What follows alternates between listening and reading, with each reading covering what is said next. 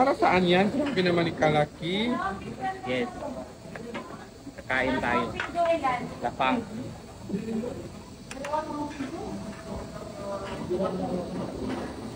Hello mga tayan, kumusta kayo lahat? I do hope na nasa mabuti kayong kalagayan.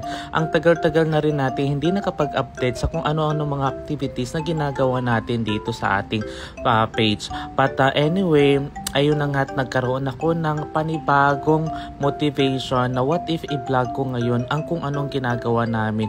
Kasi nga naalala ko nung nag-aaral pa ako dito, every time kasi na Friday, talagang sumasadya ako dito para dito mag-pray. At pagka nandito kasi ako dito na bibisita, parang feeling ko nasa Mindanao rin kasi ako. Hindi ako na homesick, hindi rin ako nawawala sa kung anong mga pagkain na usual na kinakain namin sa Mindanao. Kasi halos nandito lahat yung mga hinahanap kong pagkain. So ayan na nga, after namin mag-pray, ito na nga, dumiretso na ako sa isang restaurant na lagi kong pinupuntahan at ito na nga, pumungat sa amin ng napakalaking dalag at yung budi niya, ewan ko kung anong tawag dyan sa inyo, basta ang tawag sa amin is budi. At ito na nga, hindi na ako nagpagtupin-tumpik pa at kumain na ako at tingnan nyo naman, ang laki-laki, sing-laki ng aking kamay, yung budi na meron sa dalag. At ito na nga, nagmekos-mekos na ako, parang takam na ako, medyo maanghang dyan.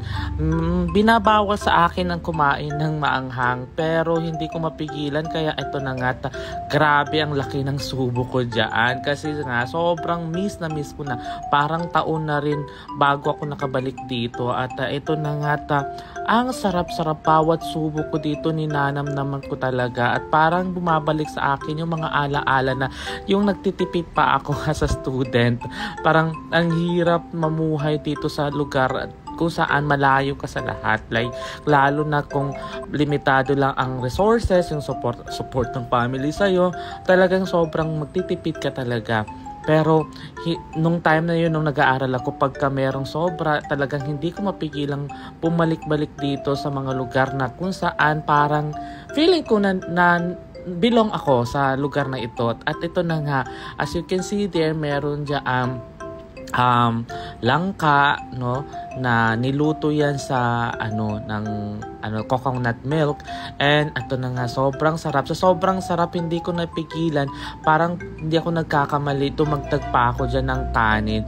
Kahit ramdam ko yung init, pero sige pa rin ako ng kain dahil sobrang sarap talaga. Pag nandito ka kasi kumakain, parang feeling mo talaga nasa Mindanao ka. Yung luto kasi nila super legit na manamnam talaga, manilamnam.